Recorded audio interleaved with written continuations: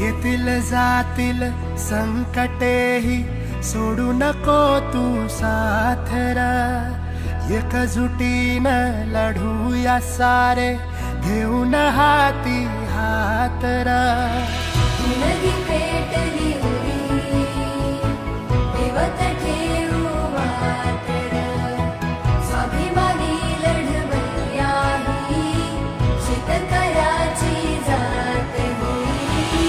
आम्हालाची शपथ घेऊन उलम सार रान, काळ्या आईची पुण्याई देणतीच तू दान.